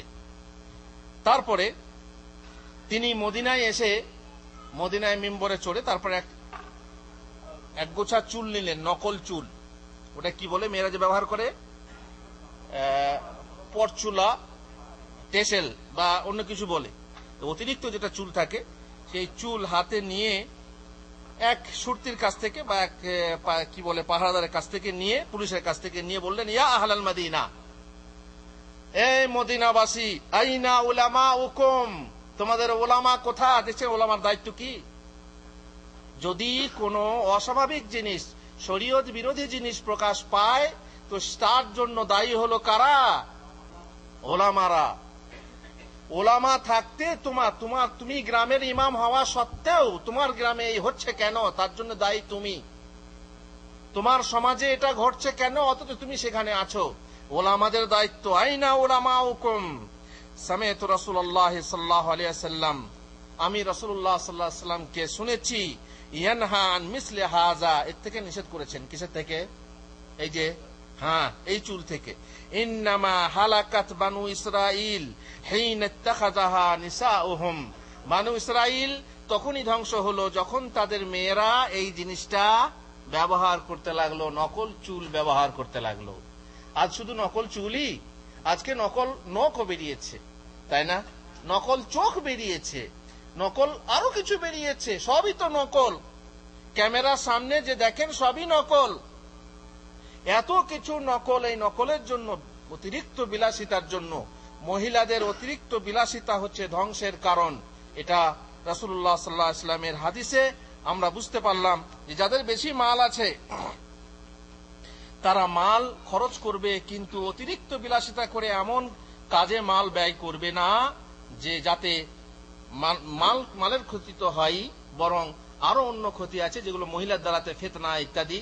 আর এই জন্যই যে যারা মাথার উপরে খোপা বাঁধে তাদের ব্যাপারেও রাসূলুল্লাহ সাল্লাল্লাহু আলাইহি ওয়াসাল্লাম বলেছেন যে তারা অভিশপ্ত, তাই না?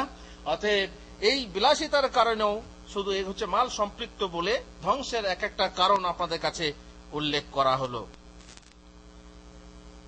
যদি দেশের সরকার আল্লাহর কিতাব ও সুন্নাহ দ্বারা দেশ শাসন না করে তাহলে সেটাও একটা ধ্বংসের কারণ।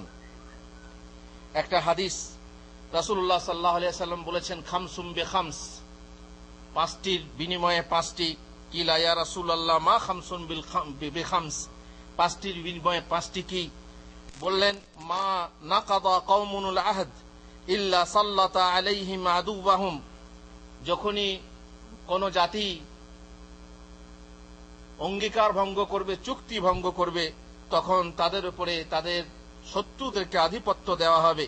ওয়ামা হাকামু বিগাইরি মা আনজালাল্লাহু ইল্লা ফাশা ফীহিম আল ফাকর ওয়ালা যাহারাত ফীহিমুল ফাহিশাতু ইল্লা ফাশা ফীহিমুল মাউত ওয়ালা মানাউয যাকাতা ইল্লা হুবিসা আনহুমুল কাতার।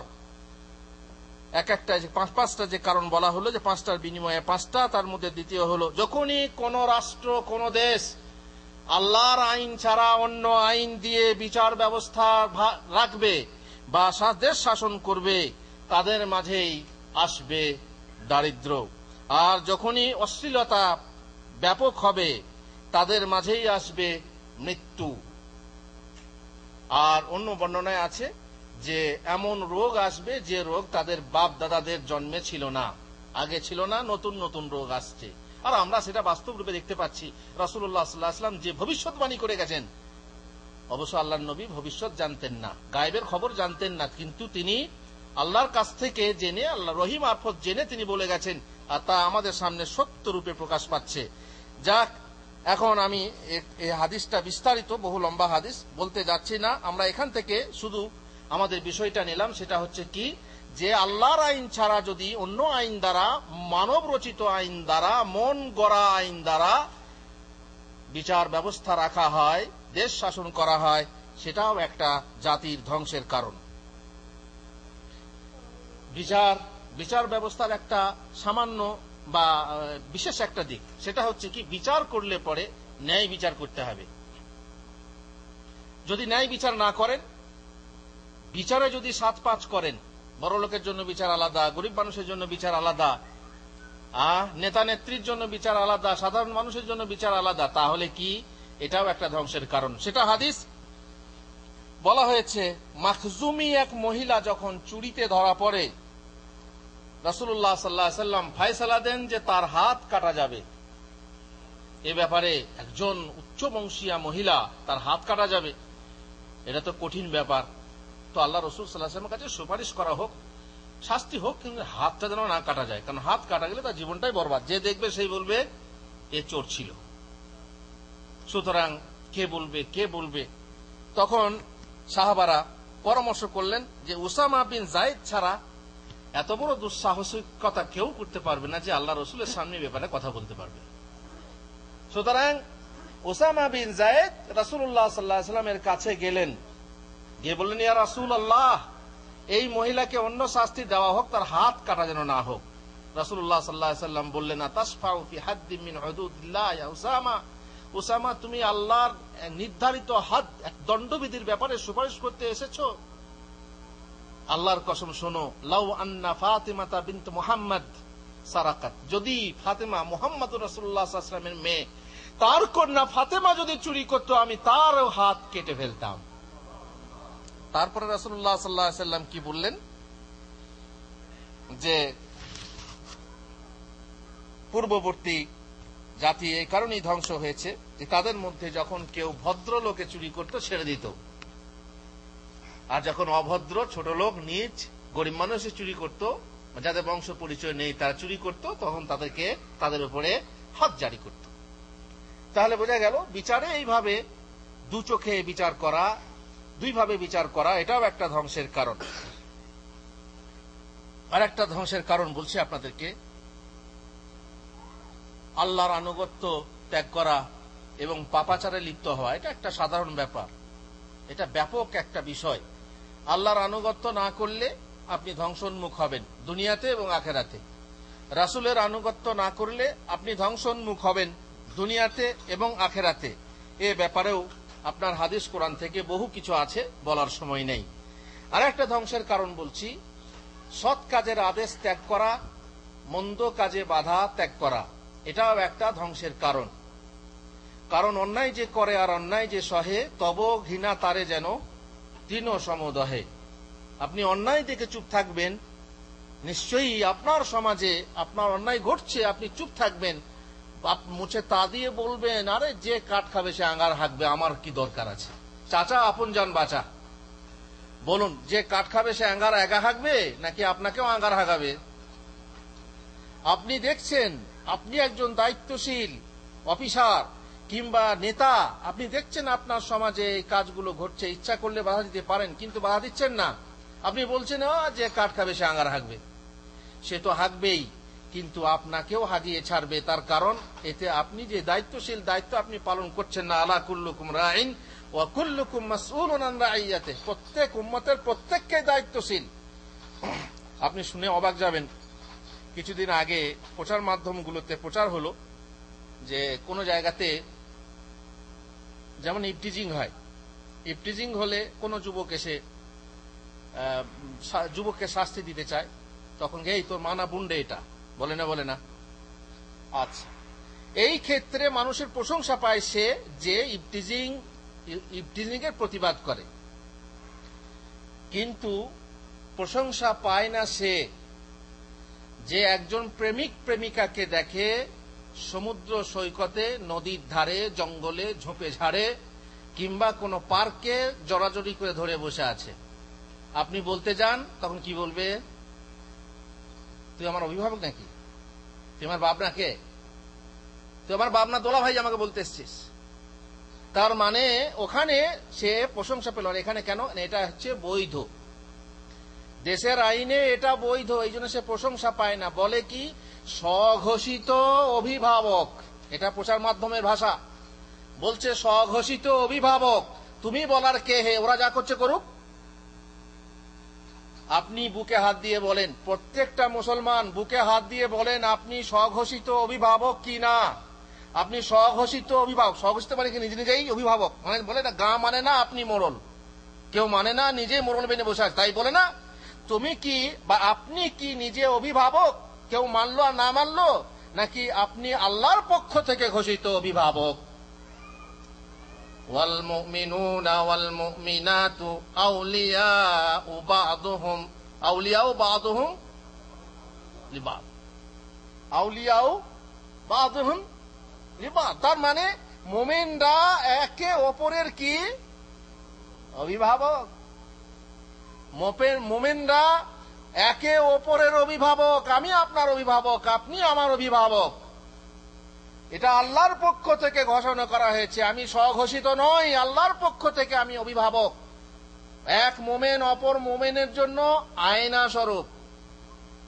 প্রত্যেক মানুষ তার নিজের চেহারা দেখতে পায় না, নিজের চেহারায় কি লেগে আছে, চোখ থেকে কিছু বেরিয়ে আছে না নাক থেকে কিছু বেরিয়ে আছে, ভাত খেয়ে ভাত লেগে আছে, এসব দেখতে পায় না যতক্ষণ না তার সামনে আয়না রাখা হয়। আয়না না থাকলে এক ভাই, মুসলিম ভাই, সে বলে ভাই আপনার এখানে লেগে আছে, তাই না, এখানে কালি লেগে আছে। এখন যদি আপনি কারো গালে কালি দেখাতে যান, সে আপনার চোখে কাজল দেখিয়ে দেবে, সুরমা দেখিয়ে দেবে। হ্যাঁ, আমার গালে কালি দেখতে পাচ্ছ, তোমার চোখে সুরমা দেখতে পাচ্ছ না, কালো হয়ে লেগে আছে, ঠিক কিনা?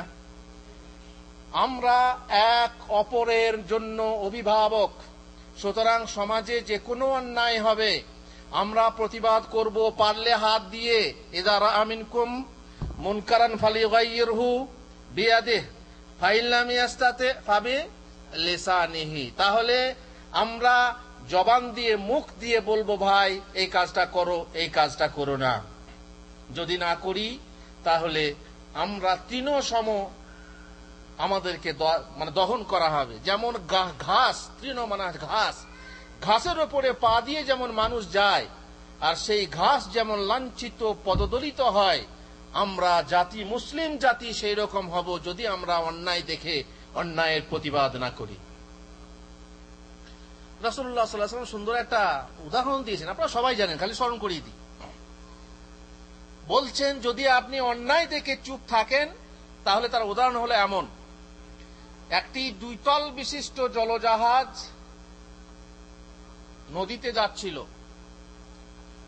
কিছু দল বা এক দলের জায়গা হয় পানির নিচে, একতলা পানির নিচে ডুবে থাকে আর একতলা পানির উপরে থাকে। যারা পানির নিচে আছে তাদেরকে পানির জন্য, পানি ব্যবহারের জন্য উপরতলায় গিয়ে পানি নিতে হয়, তাই না? নদী থেকে পানি তুলতে হবে। আর উপরতলার লোকরা তো উপর থেকে পানি পাবে। এরা বারবার উপরে যায়, উপরের লোক বিরক্ত হয় যে ঠিক মতো পানি নিতে আসছে আর তাদেরকে ডিস্টার্ব করছে, আর এই ডিস্টার্ব করার জন্য তাদের অসুবিধা হচ্ছে। সুতরাং নিচেকার লোকরা বললো উপরকার লোকে বিরক্ত হচ্ছে, দরকার কি, আমরা বারবার উপরে যাব পানি তুলতে, এক কাজ করে না, পানি তো আমাদের সঙ্গেই রয়েছে, নিচেই রয়েছে, এই তো এখানে একটু ফুটো করলেই পানি বেরোবে, সমস্যা কি, উপরে যাওয়ার দরকার হবে না, আমাদেরও রাস্তা ছোট হবে আর কাছে পানি পেয়ে যাব। দিয়ে হাতুড়ি আর ছেড়ি নিয়ে ঠক ঠক করে ছেদন করতে শুরু করলো। উপরের লোকরা শুনছে, আরে কি হচ্ছে, বলছে ওই যে ফুটো করছে। কেন ফুটো করছে? বলছে পানি নেবে, পানি নিতে আসছে, আমাদের ডিস্টার্ব হচ্ছে, তাই ওরা ফুটো করছে, নিচে থেকে পানি বের করবে। ও করতে দে না, না তো পানি ঢুকলে জাহাজ ডুবে যাবে।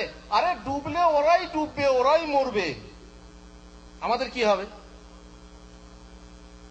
রাসূলুল্লাহ সাল্লাল্লাহু আলাইহি ওয়াসাল্লাম বলছেন, যদি তারা এই কথাটা অনুধাবন করে, তাদের হাত ধারণ করে নেয়, ফানাজাউ ওয়া নাজাউ জামিআ, তাহলে তারা নিজেরাও বেঁচে যায় এবং পুরো জাহাজটাকে বাঁচিয়ে দেয়। আর যদি তারা মনে করবে যে কাঠ খাবে, সে আঙ্গার হাঁকবে, নাকে সরষে তেল দিয়ে ঘুমা, তাহলে ডুববে তো তাদেরকে নিয়েও ডুববে। কি সুন্দর একটা উদাহরণ রাসূলুল্লাহ সাল্লাল্লাহু আলাইহি ওয়াসাল্লাম বলেছেন। ধ্বংসের উম্মতে ধ্বংসের কারণ, যখন তুমি তোমার মাঝে এইরকম কাজ, অন্যায় কাজ দেখবে, তুমি ভাববে যে না আমার ঘরে লাগবে না, তা না, এবং তোমার ঘরেও, পাশের ঘরে আগুন লাগলে তোমার ঘরকেও রেডি, তৈরি হতে হবে, পানি দিয়ে হোক, যা দিয়ে হোক, নিজে থেকে প্রস্তুতি নিতে হবে। সমাজ, গোটা সমাজ, মানুষ একা সম্পূর্ণ হতে পারে না, গোটা সমাজ নিয়ে সে স্বয়ং সম্পূর্ণ হয়। তাই সমাজের প্রত্যেক মানুষকে সচেতন করার জন্য, সমাজের প্রত্যেক মানুষকে সঠিকভাবে গড়ে তোলার জন্য প্রত্যেকের দায়িত্ব আছে। আমি আরো একটা ধ্বংসের কারণ বলবো, যেটা রাসূলুল্লাহ সাল্লাল্লাহু আলাইহি সাল্লাম বলেছেন, সেটা হচ্ছে কি, ধর্ম নিয়ে বাড়াবাড়ি, দিন নিয়ে বাড়াবাড়ি। রাসূলুল্লাহ সাল্লাল্লাহু আলাইহি সাল্লাম বলেছেন, ইয়াকুম ওয়াল গুলু ফিদ্দিন, তোমরা দিন নিয়ে ধর্ম নিয়ে বাড়াবাড়ি করো না। ফাইন্নামা হালাকা মান কানা ক্বাবলাকুম বিল গুলুই ফিদ্দিন, তোমাদের পূর্ববর্তী জাতি ধ্বংস হয়েছে কিসের জন্য? দিন নিয়ে বাড়াবাড়ি করার জন্য। দিন নিয়ে বাড়াবাড়ি করা আপনারা জানেন, যেটা সুন্নত সেই সুন্নতকে কিসের মর্যাদা দেওয়া? ফরজের মর্যাদা দেওয়া। যেটা মাকরুহ সেই মাকরুহকে হারামের মর্যাদা দেওয়া। যে জিনিসটা যেখানে থাকা দরকার সেই জিনিসটা সেই অনুযায়ী সেই জায়গাতেই রাখা উচিত, বরং তাকে তার জায়গা থেকে নিয়ে বাড়াবাড়ি করলে সর্বনাশ ঘটে। আমি একটা উদাহরণ দিই আপনাদেরকে। আমাদের সংসারে মা থাকে, নিজের মেয়ে থাকে, স্ত্রীও থাকে। আমরা সবাইকেই ভালোবাসি, তাই না? ভালোবাসাতে সবাই কি সমান? মায়ের মর্যাদা আলাদা, মেয়ের মর্যাদা আলাদা, স্ত্রীর মর্যাদা আলাদা, নিজে নিজের জায়গায়। যদি আমরা কোনো জায়গায় শুনি যে স্ত্রীর মর্যাদা আছে, স্ত্রীর মর্যাদা আছে, স্ত্রীকে মর্যাদা দিতে হয়, স্ত্রীকে ছোট করতে হয় না, এমনকি স্ত্রীর মুখে যদি পানি তুলে দাও তাতেও তোমার কি আছে? সব আছে। এক গ্লাস পানি তুলে দিলে সব আছে। হুজুরের এরকম ওয়াজ শুনে এক ব্যক্তি ঘরে গিয়ে হঠাৎ করে স্ত্রীকে পানি ঢেলে বলছে, লাগো পানি খাও। বুঝি কি ব্যাপারে বাবা, আমাকেই পানি ঢেলে ঢেলে দিতে হয়, এবার হঠাৎ করে আজকে আমাকে পানি দিচ্ছে, কি ব্যাপার? বলছে, বলো না হুজুর ওয়াজ করছিলেন স্ত্রীর মর্যাদা আছে, স্ত্রীকে পানি খাওয়ালে সব হয়, তাই আমি সবের জন্য তোমাকে পানি খাওয়াচ্ছি। তারপরে আদর করতে শুরু করলো, স্ত্রীর মর্যাদা দিচ্ছে, তুমি আমার জান, তুমি আমার প্রাণ, তুমি আমার এই, তুমি আমার সেই, তুমি আমার মা। কি সর্বনাশটা হলো! হায় হায়, এই ছোট্ট কথা কি একটা বলতে বলতে কি এমন কথা বলে দিল! বুঝলেন অতিরঞ্জন, বাড়াবাড়ি। এগুলো হচ্ছে বাড়াবাড়ি। আমরা নবীকে নিয়ে বাড়াবাড়ি করি, নবী তো দূরের কথা, এখানে আমরা সাধারণ আমাদের পাবলিক মানুষকে নিয়ে, ন্যাংটা বাবাকে নিয়ে বাড়াবাড়ি করি, তো নবীকে নিয়ে নবীর যে পজিশন, সে পজিশন সত্যিই আল্লাহর পরে যদি কারো মর্যাদা থাকে তিনি কে? মুহাম্মদুর রাসূলুল্লাহ সাল্লাল্লাহু আলাইহি ওয়াসাল্লাম। তিনি গায়েবের খবর জানতেন না, এটা বললে কি বেয়াদবি হবে? কেন বেয়াদবি হবে? না, উনি গায়েবের খবর জানতেন। ভাই, গায়েবের খবর জানা এটা আল্লাহর গুণ। তা তাকে যদি আল্লাহর আসনে বসিয়ে দিই, সর্বনাশটা হবে না? হবে না? মা বলার মতো। তো এইভাবে মানুষ এক একটা বিষয় নিয়ে দেখবেন বাড়াবাড়ি করছে। যে জিনিসটাকে যে মনে করছে যে এটা করতে হবে, সেইটাকে নিয়েই বাড়াবাড়ি করছে। দেখবেন এক একটা বিষয় নিয়ে কেউ তবলিগ তবলিগ তবলিগ করে এমন বাড়াবাড়ি করছে, কেউ জিহাদ জিহাদ জিহাদ জিহাদ করে এমন বাড়াবাড়ি করছে। আবার ইদানিং তো কত রকমের মুসলিমুন বলতে হবে, এটা বলা হবে না, ওটা বলা হবে না, কেবল মুসলিম, আমরা হচ্ছে মুসলিম, আল্লাহ আমাদের নাম রেখেছেন মুসলমান। ভাই, বলতে হবে ঠিকই আছে, কিন্তু যে পরিচয়ের খাতিরে আমরা তো বলছি না এটা একটা দল, এটা ইসলামের মূল স্রোতধারা, যেটা যে জন্য রাসূলুল্লাহ সাল্লাল্লাহু আলাইহি ওয়াসাল্লাম বলেছে, মা আনা আলাইহিল ইয়াউম ওয়া আসহাবি। এটা তো তারাই যারা মূল ইসলামকে ধারণ করে আছে। আমরা তো মুসলমানই না, মুসলমানই বলতে হবে, অন্য কোনো কিছু বলা হবে না। আমাদের ঠিক আছে, যদি তাই হয়, একটা গ্রামে যদি 5টা জহুরুল থাকে, এবার আমি গেলাম, ভাই জহুরুলের বাড়ি কোনটা? আপনি কোন বাড়িটা দেখাবেন? কোন বাড়িটা বলুন? আপনি জিজ্ঞেস করবেন না, করবেন না কোন জহুরুল? জহুরুল শেখ না জহুরুল মোল্লা না জহুরুল চৌধুরী না জহুরুল হক, এটা বলতে হবে তো, নাকি বলা যাবে না? বললে দোষ কি? রাসূলুল্লাহ সাল্লাল্লাহু আলাইহি ওয়াসাল্লাম যখন বলেছিলেন মুসলমান ছাড়া কিছু বলো না, তবুও আহলে কোরআন ইত্যাদি বলা হয়েছে। যখন বলেছিলেন তখন মুসলমানদের কয়টা ফিরকা ছিল? 72 না 73টা? যখন রাসূলুল্লাহ সাল্লাল্লাহু আলাইহি ওয়াসাল্লাম কোরআন যখন অবতীর্ণ করা হয়েছে, হুয়া সাম্মাকুমুল মুসলিমিন, যখন তোমাদের নাম মুসলমান দেওয়া হয়েছিল, তখন তোমাদের কটা ফিরকা ছিল? ব্যাস। তারপরে রাসূলুল্লাহ সাল্লাল্লাহু আলাইহি ওয়াসাল্লাম বললেন যে ইহুদি 71 দলে আর খ্রিস্টানরা 72 দলে, আর মুসলমানরা কত দলে? 73 দলে ভাগ হবে। তারপরেও ভাগ হওয়ার পরেও কি আনা মুসলিম বললেই হয়ে যাবে? বাস মুসলমান। আপনার কোথা বাড়ি? বাংলাদেশ। বাংলাদেশ বটে, কোন জায়গা? বাংলাদেশ। কোন জায়গা? বাংলাদেশ। বাংলাদেশ। তো শুধু বাংলাদেশ বললেই হবে? বুঝবো আপনাকে? আপনার পরিচয় পাবো? এক বিপদ। মানে যে জিনিসটা বুঝেছে সে সেটাকে নিয়েই বাড়াবাড়ি। এই তোরা দলবাজি করছিস, তোরা অমুক করছিস, তোরা বেদনা করছিস। আজীব আল্লাহ, আজীব বুঝ। এক একটা জিনিসকে নিয়ে বাড়াবাড়ি করছে যারা, তারা যাদের মধ্যে সেই জ্ঞান নেই, সেই ইলম নেই।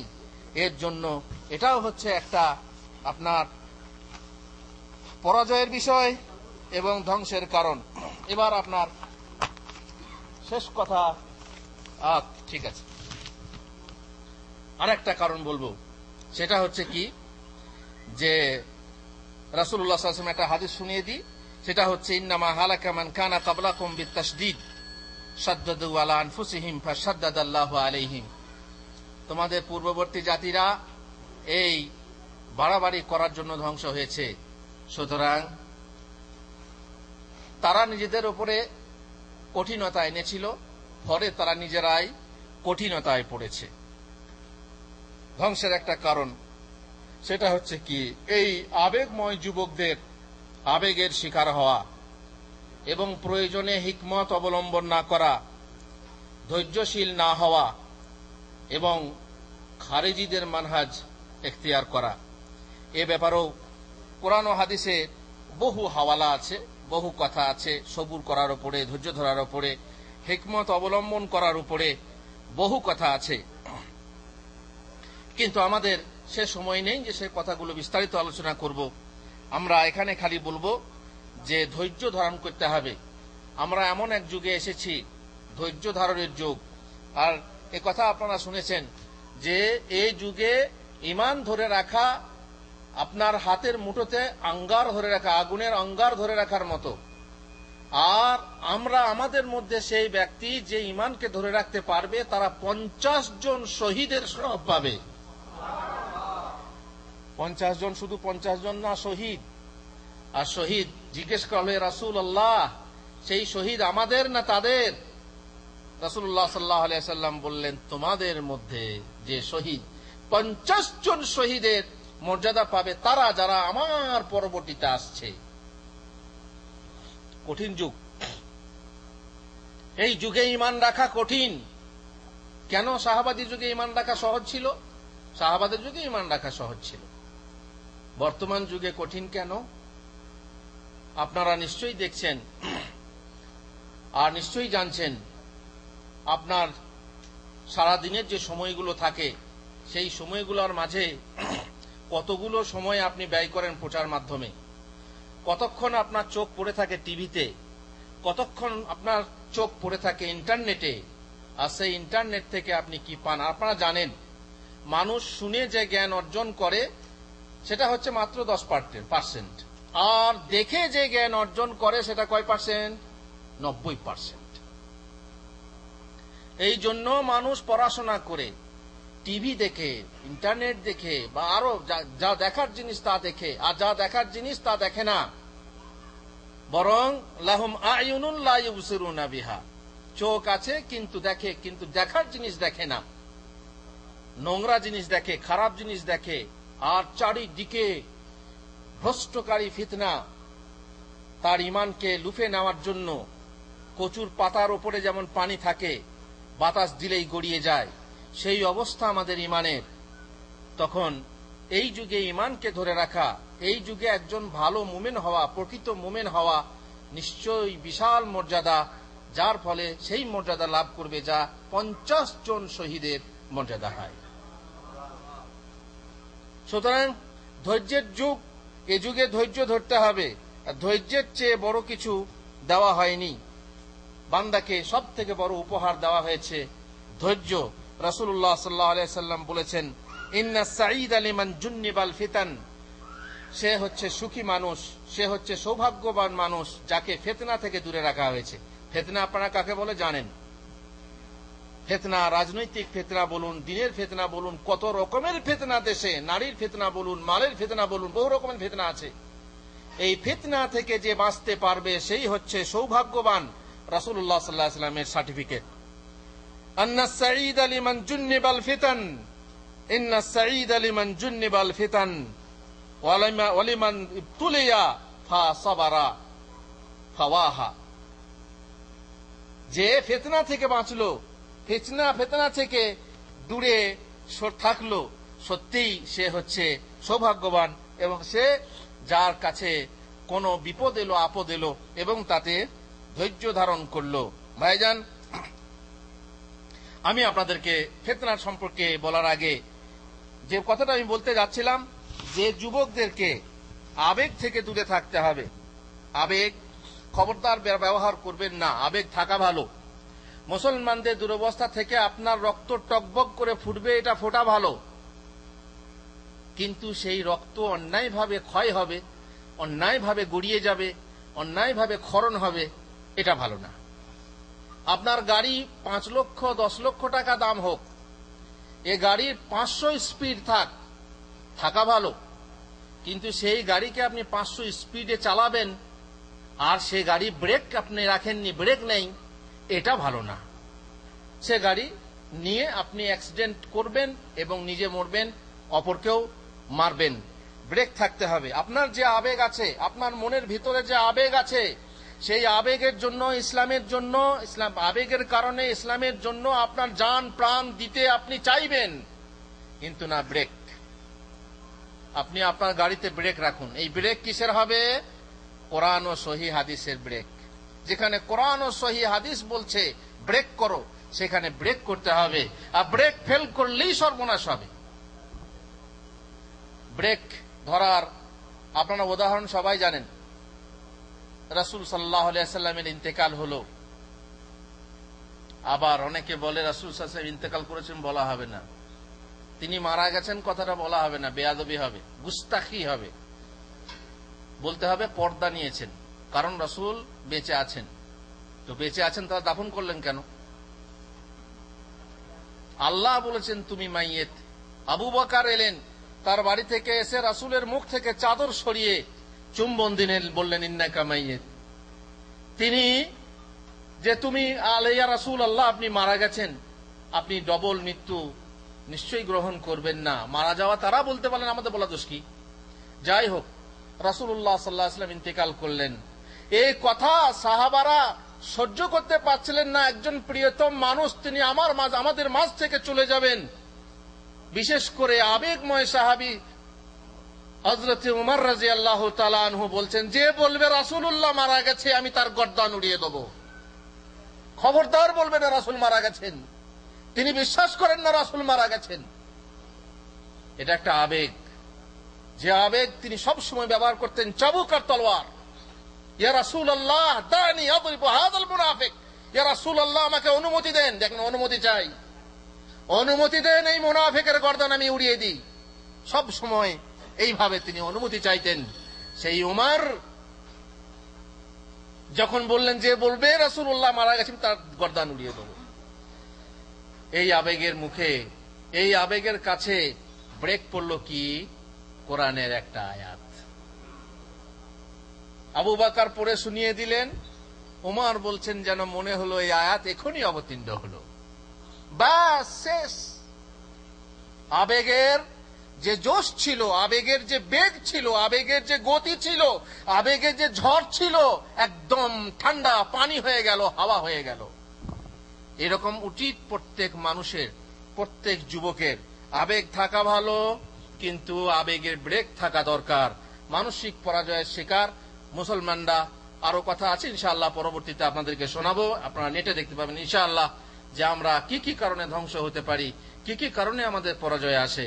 আল্লাহ তাআলা আমাদেরকে তৌফিক দেন, বিশেষ করে যুবক ভাইদেরকে সঠিক জিনিস ধরে রাখা, সঠিক ইসলাম মানার। বিশেষ করে এই মদিনা, এই তাইবা, এই রাসূলের দেশ, এই রাসূলের শহর, যে শহরে এসে আপনারা রাসূলুল্লাহ সাল্লাল্লাহু আলাইহি ওয়াসাল্লামের মহব্বত, তাকে সালাম দেওয়া, তার মসজিদে নামাজ পড়ার জন্য আপনারা সেখানে হাজির হচ্ছেন। ইসলামটাকে সেই রাসূলের মতো, সেই রাসূল সাল্লাল্লাহু আলাইহি ওয়াসাল্লামের যে আসল ইসলাম, সেই ইসলামটাকে ধরে রাখার এবং মানুষের কাছে পৌঁছে দেওয়ার চেষ্টা আশা করি করবেন। আল্লাহ তাআলা আমাদেরকে প্রত্যেককে দায়ী বানিয়ে দেন এবং সঠিক দায়ী, দিনের দায়ী। রব্বানা আতিনা ফিদ দুনিয়া হাসানা ওয়া ফিল আখিরাতি হাসানা ওয়া কিনা আযাবান নার। রব্বানা যালামনা আনফুসানা ওয়া ইল্লাম তাগফির লানা ওয়া তারহামনা লানাকুনান্না মিনাল খাসিরিন। ওয়া সাল্লাল্লাহু আলা নাবিয়্যিনা মুহাম্মদ ওয়া আলা আলিহি ওয়া সাহবিহি আজমাইন।